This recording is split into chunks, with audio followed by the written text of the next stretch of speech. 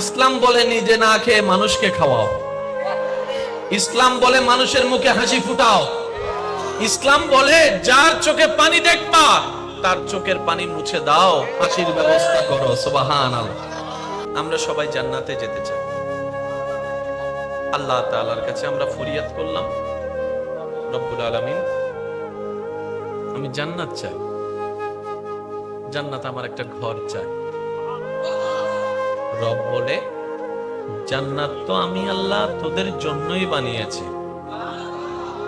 জান্নাত আমার জন্য বানাই নাই, আমার ফেরেশতার জন্য বানাই নাই, তোদের জন্য বানাইছি। তোদের জান্নাত তোরা অর্জন করে নে।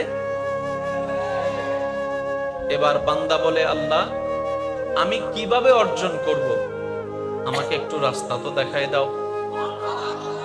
বান্দা বলে আল্লাহ আমি কিভাবে জান্নাত অর্জন করব, একটু রাস্তাটা দেখাই দাও। রব্বুল আলামিন বলছেন তোদের জন্য আমি একটা স্কুল দিয়েছি, সেই স্কুলে ভর্তি হয়ে যা। আল্লাহ স্কুলের নাম কি? রব্বুল আলামিন বলছেন ইন্নাদ দীনা ইনদাল্লাহিল ইসলাম, সেই স্কুলের নাম হচ্ছে ইসলাম।